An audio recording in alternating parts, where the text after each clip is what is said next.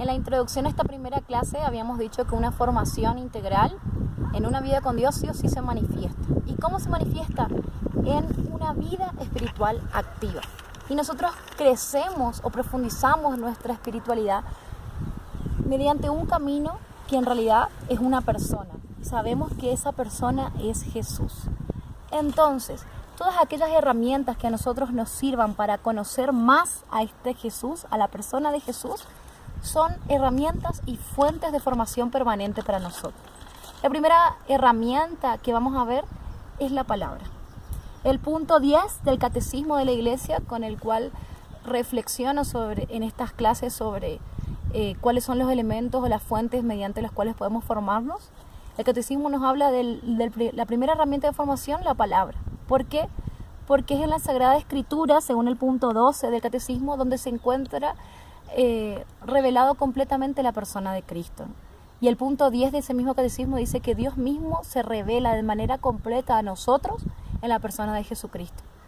Y es conociendo a Jesús, a través de quien vamos a conocer también a Dios y cuáles son los pasos que tenemos que hacer para salvarnos, para llegar a Él, ¿no? Entonces, quien quiere crecer en la formación, quien quiere crecer en su espiritualidad, tiene que conocer a Jesús mediante la lectura de la palabra.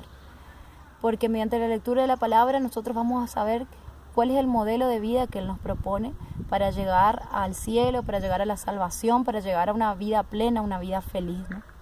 Pero no podemos hacer cualquier lectura de la palabra. Tenemos que hacer una lectura reflexiva de la palabra. Y el mismo Catecismo nos dice que la única manera correcta de leer las Sagradas Escrituras, y esto está en el punto 16, es mediante una lectura orante. O sea que además de la palabra, la segunda fuente o herramienta de formación para nosotros es la oración. Y la oración, el Catecismo lo define como una relación viva con Dios. Un intercambio de amores con Dios, nos dice el padre Darío de Betancourt. La oración es el medio por el cual nosotros vamos a comunicarnos con Él.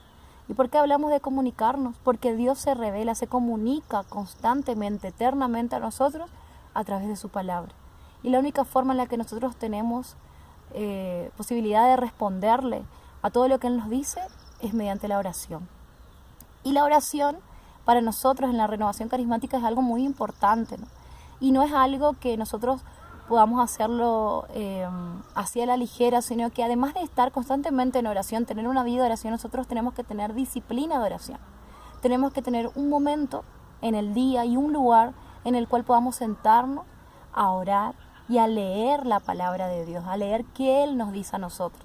Y eso no depende de nuestras ganas, sino que es una disciplina, es algo en lo cual nosotros nos tenemos que ordenar. Y esto mismo dice el Catecismo en el punto 495.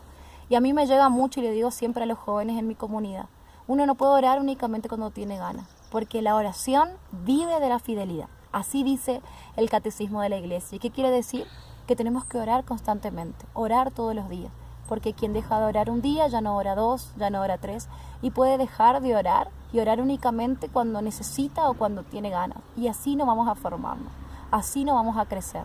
Tenemos que orar todos los días y ser fieles a Jesús a través de la oración.